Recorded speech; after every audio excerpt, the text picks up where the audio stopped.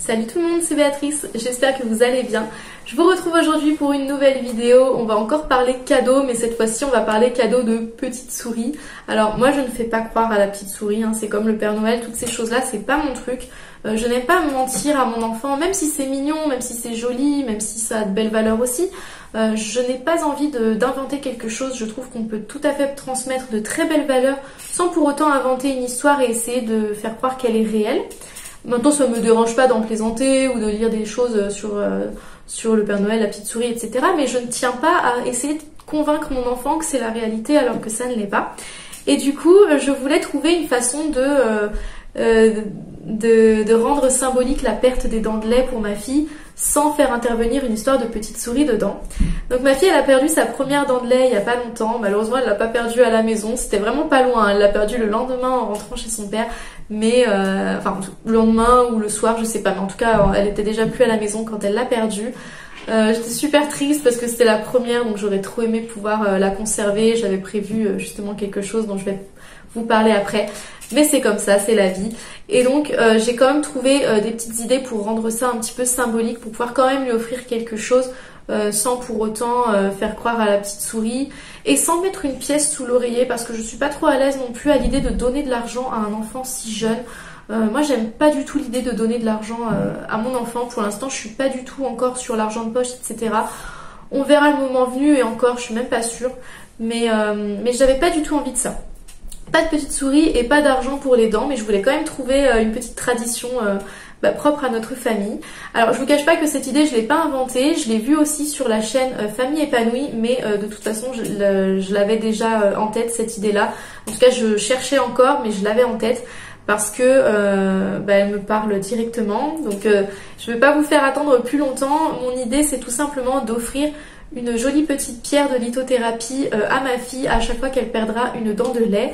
Et avant ça, son tout premier cadeau pour sa toute première dent de lait, ce sera non seulement une petite pierre pour débuter cette collection, mais aussi une petite boîte pour ses dents de lait et une petite boîte pour ses petits trésors, donc cette petite collection qu'elle aura. Alors la petite boîte pour les dents de lait, ça aurait pu être le seul cadeau, honnêtement, puisque je trouve que c'est déjà suffisamment symbolique de garder ses dents de lait. Mais dans la mesure où de toute façon elle ne les perdra jamais toutes à la maison, la preuve, la première elle l'a déjà pas perdue à la maison, je me doute que j'ai très peu de chances de récupérer ne serait-ce qu'une seule dent de lait dans cette petite boîte qu'elle gardera chez nous. Je vais quand même la lui offrir parce que j'y tiens et elle verra bien ce qu'elle peut en faire ou ce qu'elle veut en faire. Mais voilà, j'ai quand même envie de lui offrir parce que c'est symbolique, donc je vous la montre quelque part à l'écran. Et puis je vais également lui offrir une très jolie boîte qui s'ouvre un peu comme un coffret pour qu'elle puisse mettre la petite collection de pierres que je vais lui offrir. Donc ce sera une petite pierre à chaque dent perdue. Et même si elle ne les perd pas à la maison, j'ai quand même envie de garder cette tradition de tu mets la dent sous l'oreiller et le lendemain tu trouves une petite pierre. Donc ce que je ferai, c'est que la prochaine fois qu'elle sera à la maison, eh bien je lui proposerai alors soit de modeler dans de la pâte à sel une dent, parce que ce sera l'occasion de faire une activité pâte à sel, soit de la dessiner et de la découper, pareil, ça fera une activité bricolage, mais en tout cas de resymboliser la dent en la créant comme elle le souhaite, avec le support qu'elle souhaite, de la cacher sous l'oreiller avant de dormir, et moi je serai chargée d'aller poser la petite pierre. Alors je lui mentirai pas, hein, elle saura que c'est moi qui la mets, mais ce sera quand même rigolo de la découvrir le lendemain matin et de pas m'avoir vu la glisser sous l'oreiller. Voilà, et donc elle pourra mettre chaque petite pierre dans le coffret. Il y aura également un petit mot que je lui laisserai, je pense, surtout pour la première dent. Et je suis super émue, j'ai limite envie de pleurer, c'est bizarre. Et il y aura également un petit papier pour chaque pierre, puisque chaque pierre a des propriétés. Et on y croit, on n'y croit pas. Là, le but c'est pas forcément de la former à la lithothérapie, pas du tout. Et du coup, j'ai acheté quelques pierres d'avance au marché en prenant le soin de choisir des pierres qui correspondent plutôt bien à ma fille, en tout cas à ce moment de sa vie.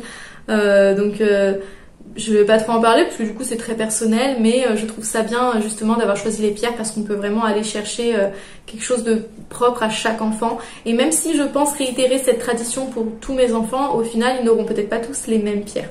Je ne vais pas parler plus longtemps parce que je n'ai pratiquement plus de place sur mon téléphone, donc je vais vous laisser maintenant, mais j'espère que ça aura pu peut-être vous donner une belle idée. Si vous aussi vous voulez éviter la petite souris et l'argent et que vous avez quand même envie de quelque chose de mignon.